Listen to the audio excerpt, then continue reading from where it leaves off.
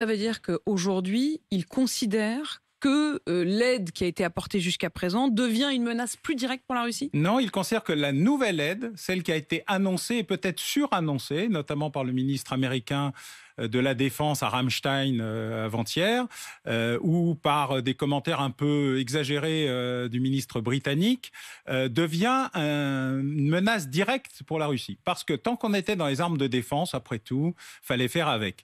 Tant qu'on était dans des équipements qui ont détruit 600 chars russes, qui ont tué ou blessé 30 à 35 000 soldats russes, qui ont détruit une grande partie de la flotte aérienne russe, qui n'a plus la maîtrise de l'air, contrairement à ce qu'on raconte. Il ne reste aujourd'hui qu'une lourde artillerie de type Grosse Bertha stalinienne et les missiles envoyés depuis la Russie. Vous noterez qu'il n'y en a toujours pas qui partent depuis la Biélorussie, ce qui est un signal aussi de la prudence qui existe chez certains alliés. Si je vous entends bien, Alain Boer, ça veut dire que le tournant, c'est pas tant les propos de Vladimir Poutine hier, c'est les propos des Européens mardi.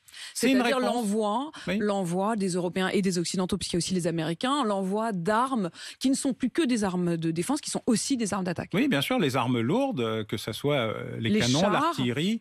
Les chars, d'abord, ce sont de bons vieux chars qui visent à renforcer des positions extrêmement tactiques. Alors, de quelles armes parlez-vous? Là, je parle de l'artillerie lourde, que ce soit les canons César ou une partie des canons... Ça, c'est nous, Français. Ça, c'est nous, une partie de nos propres équipements, d'ailleurs. On n'envoie pas des équipements neufs, on envoie une partie des équipements de l'armée française, donc on sur se les dépouille 76.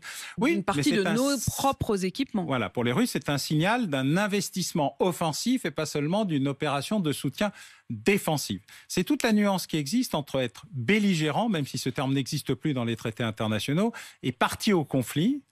Entre les deux, il n'y a pas co-belligérant? Il y a le flou. Et le flou de la guerre, c'est ce qui permet de dire jusqu'où vous pouvez aller, jusqu'où nous irons. Or, la logique de l'escalade pour arriver à la désescalade était jusqu'à présent la logique russe. Elle est affirmée depuis plusieurs années. La doctrine stratégique russe explique qu'il faut monter, faut monter, faut monter, faut monter, faut monter.